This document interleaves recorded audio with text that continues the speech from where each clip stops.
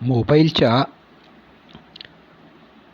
Chrome ब्राउझरमध्ये ccc.smartcenter.wiz ही website आपण open केली आहे. हा CCCचा डेमो आहे. आपण याच्यामध्ये आता लॉग इन करूया. लॉग इनसाठी जे काही युजर नेम असेल ते आपण इथं टाकू आणि ते टाकून आपण लॉग इन करून घेऊ. मी आता इथं ID पासवर्ड जो आहे तो इथं टाकत आहे आणि मी इथं लॉग इन करत आहे. लॉग इन केल्यावरती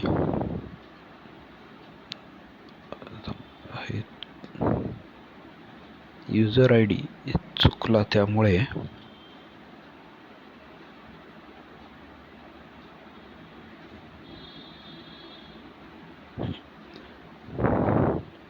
तर युजर ID मी इथं पासवर्ड टाकलेला आहे. पासवर्ड टाकल्यावरती तो लॉग इन होईल. लॉग इन झालं की आपल्याला फर्स्ट पेज येतं ते क्वेश्चन बँकचं येतं.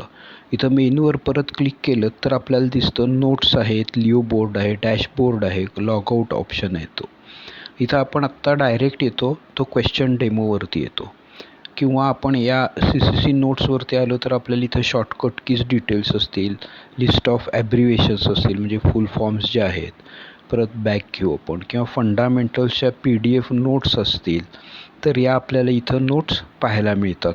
PDFच्या नोट्स इथं आपल्याला पाहायला मिळतात. तसेच इथं व्हिडिओ लेसन्स पण आहेत. आपण आता क्वेश्चन बँकपासून सुरुवात करूया.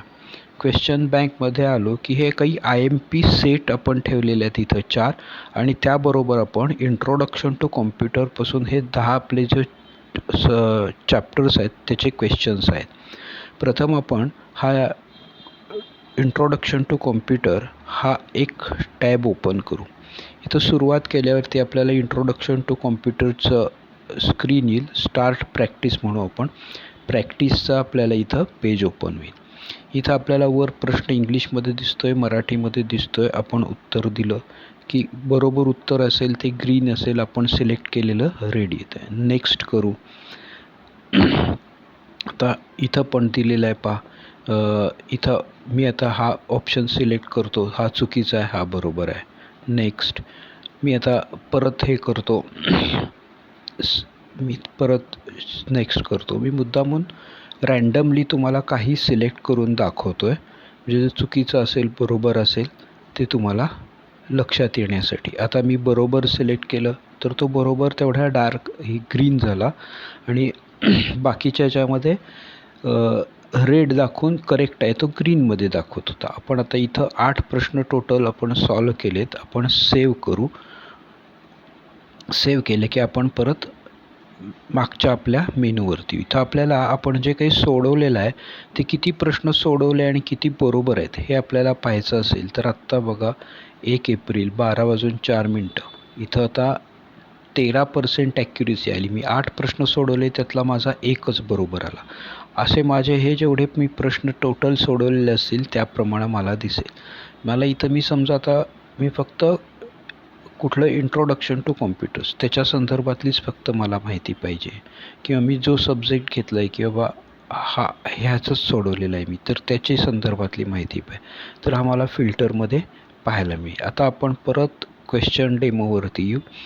इथं आता आपण खालती सगळ्यात click here for CCC exam mock test म्हटलेलं आहे. आपण इथं क्लिक करू. आता इथं एक्झाम आहे 90 मिनिट ड्युरेशन, जशी CCCची असते त्याप्रमाणे 100 प्रश्नांची स्टार्ट आपण केलेलं आहे.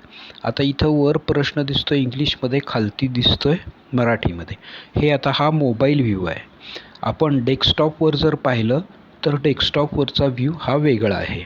इथं आपण क्लिक करू. इथं व्ह्यू क्वेश्चन ग्रीडवर क्लिक केलं तर त्याचे जे ग्रीड्स असतात, कुठला क्वेश्चन्स नंबर काय असेल ते ॲन्सर केला आहे, नॉट ॲन्सर, हे आपल्याला इथं दिसतं. क्लोज ग्रीड म्हटलं की क्लोज होतं. सपोज ह्यातला मला ऑप्शन मी A सिलेक्ट केलेला असेल, इथं मी नेक्स्ट खालती जो पट्टी आहे प्रिव्हियस फिनिश नेक्स्ट, त्याच्यामध्ये नेक्स्ट बटनवर क्लिक करतो. आता दुसरा प्रश्न आला, पण इथं तुम्हाला नेक्स्ट बटनमध्ये सेकंद चालू दिसतात पहा. तेवढे सेकंड झाल्यानंतरच तुम्ही नेक्स्ट प्रेस करू शकता, अदरवाईज करू शकत नाही. कारण आपल्याला CCCच्या एक्झाममध्ये 30 सेकंदचं ड्युरेशन असतं. इथं मुद्दामून आपण प्रॅक्टिसच्या हिशोबानं म्हणून 15 सेकंदचं ठेवलेलं आहे. मी आता दुसरा प्रश्न घेतला, नेक्स्ट केलं.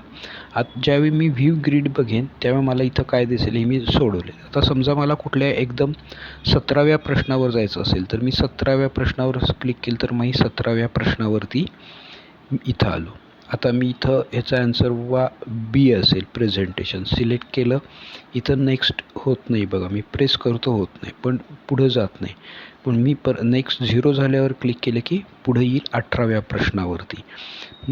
मी इथं फिनिश करतो. फिनिश केल्यानंतर मी जेवढे प्रश्न सोडवलेले असतील, ॲन्सर किती केले, 3 प्रश्न देत, करेक्ट ॲन्सर किती आहेत, इनकरेक्ट 98 आहे, 2%, मी घेतलेला वेळ किती आहे हे मला इथं पाहायला मिळतं. या पद्धतीनं आपल्याला ह्याचा लीडर बोर्डमध्ये पण आपल्याला हे पाहता येतं. एक्झाम परफॉर्मन्स, इथं आपल्याला एक्झाम परफॉर्मन्स पण याचा पाहायला मिळतं. म्हणजे आपण ज्या दिवशी ज्या गोष्टीचं प्रॅक्टिस करू त्या गोष्टीची सर्व इन्फॉर्मेशन आपल्याला इथं नीटशी समजू शकते. या दृष्टिकोनातून हा आपल्याला डेमो जो आहे तो फार फायदेशीर आहे.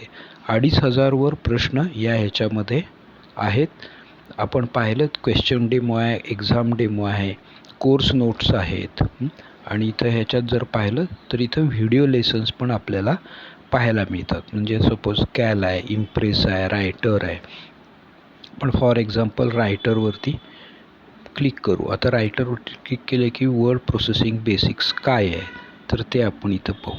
आता आपण इथं पाहतो या ह्याच्यामध्ये हा व्हिडिओ जो आहे हा व्हिडिओ रन होईल आणि इथं आपल्याला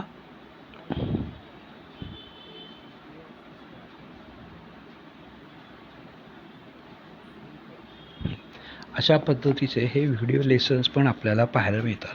आपण स्क्रीन रोटेट करून मोठी स्क्रीनमध्ये पण हे पाहू शकता.